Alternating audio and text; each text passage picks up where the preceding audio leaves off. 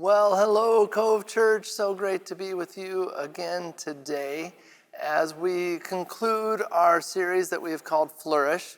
Today, talking about what it looks like to flourish in generosity. Let me tell you a story. Just a few weeks ago, I was at Serve Saturday with the amazing crew that gathers here on Saturdays from 10 to noon to get the church ready, clean bathrooms, and make the space look good and ready for things on the weekend. And included there, Chance, who leads that team, was saying, hey, there's a whole bunch of garbage bags that have been left at the church. Garbage, just piles of it kind of left by the shuttle that's by the gym. He said to me and Tim, hey, would you guys mind going, taking care of that stuff, getting it put in the dumpster? And so we went out there. Not an atypical thing. That kind of thing happens here at the church sometimes. So we go out there, there's these big black garbage bags that you'd use for yard waste and that sort of thing. And we get close to them, we start to go, wow, it's all like plant material. But then we start to smell the sort of sweet, skunky smell, and we look a little closer at these plants, and it's nothing but giant bags filled with marijuana plants. And we both looked at each other like, whoa, I can't believe this. We were laughing, we're like, this is crazy. Like, there's a lot here. And so we went to Chance and said, let's call it in, let's call 911, let them know this is here. And all I could envision was, front page news, the big drug bust of the week, and there we are with our pictures. And we called and they just said, well, it's a legal substance. We're really not going to do anything with that. You guys figure it out. So we're like, okay, so we had to figure it out. And a lot of people had a lot of ideas as to what to do with this resource that had been put into our lap. Church fundraiser was mentioned quite a few times. We could really do some stuff with that. Maybe community like bonfire was mentioned a few times, really be a blessing out there. We ended up putting it in the dumpster, if you wonder, and no, it's not there anymore. But we found ourselves needing wisdom as to what to do with this resource that had come our way. And that is absolutely true regarding the flourishing life, and especially true regarding this final message, which is all about learning how to flourish in generosity. As we talk about this, I want to acknowledge some immediate challenges to this conversation. For all of us, the way we grow up powerfully affects how we operate as adults. And some of you were raised in some tough environments, some environments of deep poverty where you were perhaps concerned over the next meal, maybe having to take care of younger siblings when you yourself was just a kid. And maybe there was a sense of instability in your household and fear. And for most of us, that is a program that is still running in the background of our hearts. That's how that works.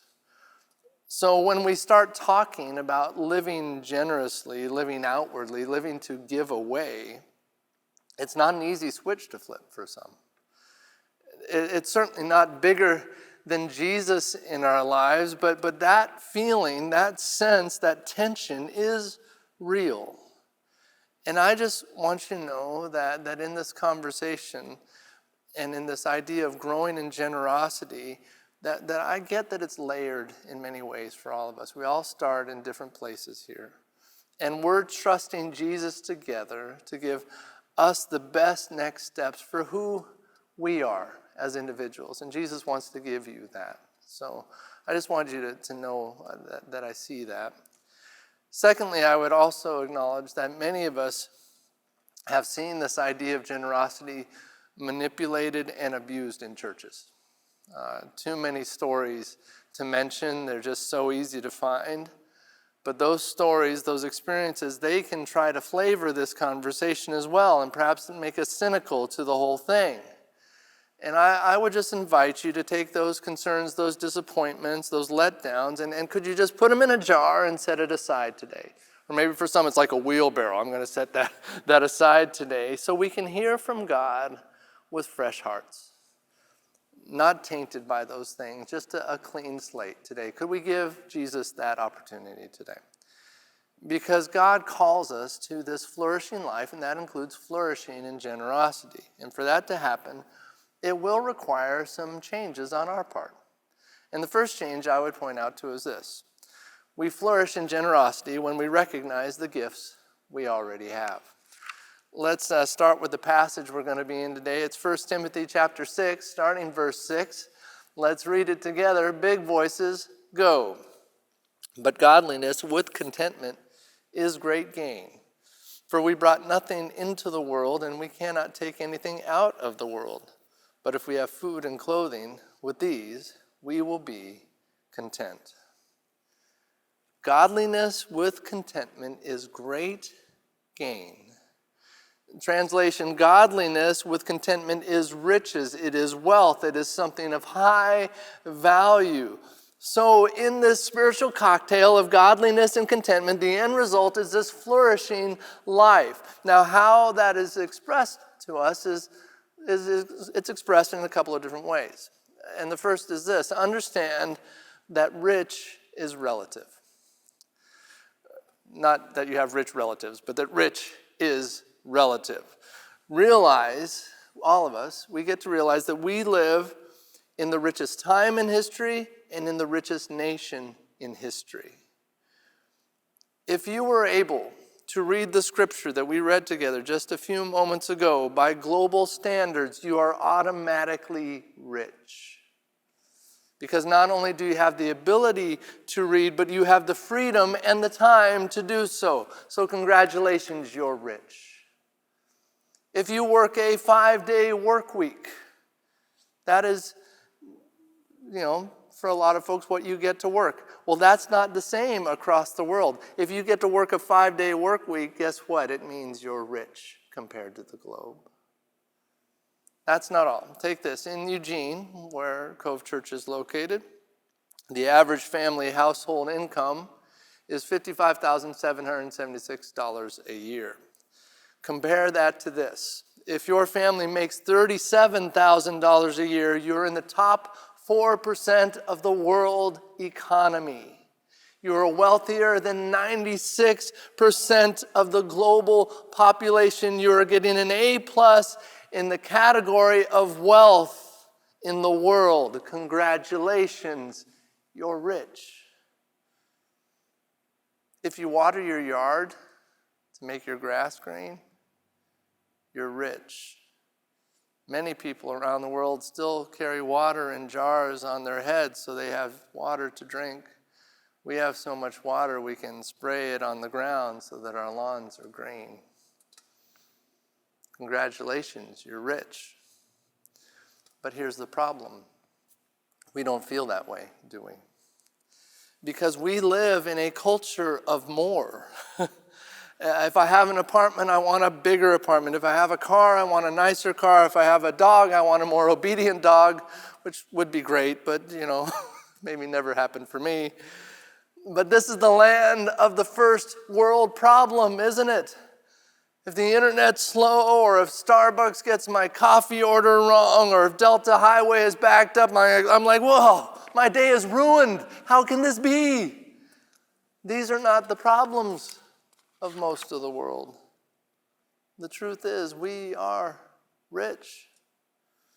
Anything past food and clothing is gravy, and we are swimming in gravy. But we don't feel that way because someone else always seems to have more gravy. Ben Franklin said, "Content makes poor men rich, discontent makes rich men poor." And I'm afraid we live in a culture of discontent. And this passage is reminding us that riches, value, wealth is found in godliness with contentment. Relationship with the God who is the giver of every good gift, and contentment with the gifts that God has given. Not only do we have more wealth than any nation in history, but for those who follow Christ, we have God's life, God's love, God's freedom. And yet our culture tells us every day that's not enough. Think about TVs throughout history. They started out with tubes in the TVs, and then TVs were cubes, and then they were projectors, and then they were flat screen, and then they were curved screen, and now they got TVs that look like a painting on the wall. All the while, the first Cube TV still works totally fine. But we want to throw that one out because we got to have the new thing, right? Phones, remember phones? Like especially cell phones, they started out, they were huge. They like had backpacks, and then they got smaller phones and they became flip phones and then they got smartphones and then they got back to huge smartphones and now they're huge smart flip phones. Always more. I remember watching my mom balancing her checkbook on paper. And I was like, Mom, I'm so smug. Paper? I do all my banking online. Just so easy, just so convenient. Oh, it is until my bank is down for maintenance and I have no idea how much money I have in the account. So I'm going to buy something, you got your debit card, it's all shaky. I hope this works, I hope this goes through. Don't want to get that rejection, you know the one. No, more is not always better. But our culture is built on having the next thing, although the last thing still works. We live in a culture of discontent, and it's making the wealthiest nation on earth believe that it's poor. Money Magazine asked readers what it would take to believe they were rich. They just asked regular folks, what would it take for you to believe that you were rich? And here's what they found out. Every person said something to this extent. They said it would take twice what I have. So the person who makes $20,000 a year said, I'd be rich if I made $40,000 a year. And the person who made $100,000 a year said, I'd be rich if I made $200,000 a year. And the person who made $5 million a year said, I would be rich if I made $10 million a year. Rich was always about having 2 times more than what I have now. That's the culture of discontent. It's never enough. And God comes and says, you can be rich, you can flourish if you would first recognize the gifts that you already have. My amount of resource never determines my peace. Only my amount of contentment determines that. Godliness with contentment is great gain, that we can stop striving and start thriving by simply seeing what God has given us. The other day, Paula was listening to a podcast as she was getting ready, and I happened to be nearby, and the podcast came on with this world-renowned brain scientist, and who they introduced this person as the number one brain scientist in the world. He was number one. Of all the brain people that understood the brain, this is the person, the number one person. And the host said, man, what's one thing, the most important thing you think we can do just starting today that can really affect our brains, that can do the most good for us in our brains? And they said, you're the innovator, so tell us what you've found out that will help that happen. This is what he said. He said, when you go to bed, as you're trying to go to sleep, list out everything you're thankful for from your day. And I listened to that. I'm like, okay, this is the world-renowned number one brain person in the world. And I was like, duh, there's nothing new there. The Bible has called us to lives of gratitude from the very beginning. Just take Psalm 50:23. The one who offers a sacrifice of thanksgiving is the one who honors me, and it is to the one who charts the correct path that I will show divine salvation. That renowned scientist was just catching up to God, realizing that contentment is a powerful force in a flourishing life. I heard recently that sleep deprivation caused by anxiety is one of the most pervasive problems in American life. Now, I'm not trying to oversimplify it if you're facing that today, but what I am asking is, what would it look like to go to bed counting my blessings instead of recounting my worries? Maybe some flourishing could come out of that. We flourish in generosity when we recognize the gifts that we already have. That's the first thing. Here's the second. We flourish in generosity when we fight against the dark side of money. When we fight against the dark side of money, let's continue the passage, 1 Timothy 6, verse 9 through 10. Ready? Go. But those who desire to be rich fall into temptation, into a snare, into many senseless and harmful desires that plunge people into ruin and destruction. For the love of money is a root of all kinds of evils. It is through this craving that some have wandered away from the faith and pierced themselves with many pangs. Let me just make a few cultural clarifiers from this passage, because this passage, I think, has been thrown around a lot. If you've been around church, they've kind of thrown this passage around a lot. First, let me just clarify a few things. It's not money that is the root of all kinds of evil. It's the love of money, okay? The love of money is the root of all kinds of evil, and that money is not the root of all evil. It's just many kinds, okay? So it's been simplified to money is the root of all evil. I think that's an oversimplification. That's just being fair with the passage. That said, this passage does clearly show us that we have to be very wise in the way that we handle money. It's like plutonium. Plutonium has been called the most toxic substance known to mankind. In fact, pieces of it are so radioactive that they're actually warm to the touch. To handle that material, they will either use remote-controlled robot machinery or work with suits and barriers to keep people from ingesting the poison. It is an inherently dangerous material. However, it can be extremely helpful. It can fuel a nuclear reactor, bringing life to millions of people, saving people, helping them to flourish. It can be a great gift. Yet oppositely, plutonium can be incredibly destructive.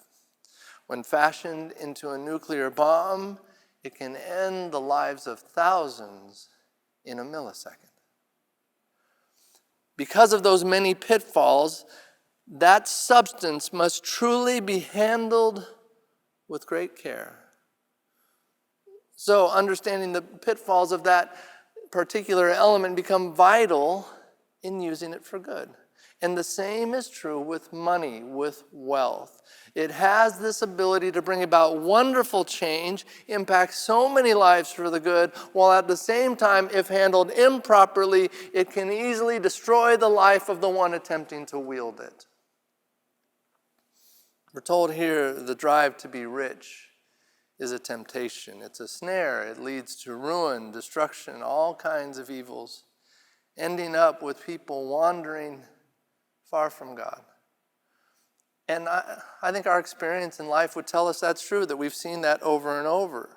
So like plutonium, it would be really good to know what to watch out for, what protection to put in place in order to handle this powerful isotope known as money. And this passage is giving us wisdom regarding that. It goes on to say this, 1 Timothy 6:17, "As for the rich in this present age, charge them not to be haughty, nor to set their hopes on the uncertainty of riches, but on God, who richly provides us with everything to enjoy." It mentions two pitfalls of wealth. First, wealth can make us arrogant. Arrogance is an inflated sense of self-worth. Somehow in our human nature, we want to allow a larger net worth to equal a larger self-worth. And that will never be true in God's kingdom. Never. Because we all know, right? None of this will last. None of this stuff will last. Jim Elliot said, "He is no fool who gives what he cannot keep to gain what he cannot lose." That is God's wisdom. But the world's wisdom says, well, let's stack all our stuff up, all this stuff that we can't keep, and if your stack is higher than the stack next to you, then you win. Even though all of it's going into the shredder. It seems silly. Yet this is how our world operates all the time. Wealth can create an arrogance. Then the second dangerous element that comes out is a misplaced trust. Did you know that our currency, our cash currency, has some instructions on it that serve as a warning label? On our currency, American currency, there's 4 words. In God we trust. Not sure if it was on purpose. But our tendency, I think, is to try to place our trust in money. But it says right on our money, don't trust this money, trust God. And it's tragic, right? Because we have all these images throughout history of stock market crashes and the Great Depression and people jumping out of skyscrapers because of something that took place in their money. It was because a trust got misplaced. There was this thinking that this resource will always be enough. If I have enough money, then that's gonna save me, and it never is, and it never can. And when it's gone, people's lives end up empty because it was built on sand. This is the radioactive side of wealth. This is the dark side. It doesn't make it evil. It does mean we must suit up so we can handle it well. So, we flourish in generosity when we fight against the dark side of money. That's the second thing. Here's the last thing. We flourish in generosity when we value the eternal over the temporary. Let's finish out this passage, 1 Timothy 6, verse 18. Let's read it, big voices. Go. They are to do good, to be rich in good works, to be generous and ready to share, thus storing up treasure for themselves as a good foundation for the future, so that they may take hold of that which is truly life. Two principles to live by here in safely handling the radioactive compound known as money. First, the principle of generosity. Second, the principle of exchange. Let's look at the principle of generosity. This is different for every person, what generosity looks like, right? Like if Elon Musk is to give away $1,000, it means something different than for me to give away $1,000, okay? Why? Because of the portion or percentage of wealth that represents to him and me, it's different. To him, that's like dryer change, $1,000 in the dryer, to me it's like life savings, okay? That's the difference. So how much is then generous biblical giving? Well, I think C.S. Lewis said it really well. I do not believe one can settle how much we ought to give. I am only afraid the only safe rule is to give more than we can spare. It's different for every person because it's not about the size of the gift. Rather, it is about the faith that gift represents. Jesus tells the amazing story of going and watching people giving to the offering at the church, and there's people coming in with big gifts and flashy gifts, and this widow comes and she gives hardly anything, just the tiniest amount, and yet it was all she had. And Jesus said hers was the greatest gift of anyone's. Why? Because it represented the greatest trust. And that's where Jesus wants to take all of us regarding money. Trusting Jesus in a greater way, experiencing Jesus in a greater way. Included in this protective gear for this radioactive isotope known as money is a generous life because it protects us from a misplaced trust. We must learn to have money without allowing money to have us. And generosity does that. That's the first principle. The second is the principle of exchange, and here's what I mean. That we're called to take this fleeting treasure of this world and exchange it for treasure that lasts in the kingdom. So we must ask the question, how can I turn every resource that's available to me into something that impacts a soul for eternity? Because friends, one day that is all that will matter. This will all go away. This life will be a vapor, but that will be the only thing that lasts is people, the relationships in eternity. Today, yes, we have bills to pay today and we have stuff to buy today, but one day, all that will impact our lives is how we use this stuff that doesn't last and how we exchanged it for that which does last. People meeting Jesus. That's where the resources go. And it seems that the main message of God to us regarding all the resources that we are entrusted to steward is to make sure that we exchange the coin of this world for the coin of heaven. Because we flourish in generosity when we value the eternal over the temporary. As this passage concludes, and I'll wrap up with this, we're told that in generous giving, we are storing up treasure for ourselves as a foundation for the future. Living this way is what allows us to walk on solid ground. This generous life allows us to place treasure where moth and rust do not destroy, where thieves can't break in and steal. This is what it looks like to flourish in generosity. So, recognize first the gifts that you already have. Go to bed thankful. Fight the dark side of money, however that's expressed in your life. Fight the dark side of money and place the highest value on what's eternal over what's temporary. Live this way, and I guarantee you will flourish. Let's pray.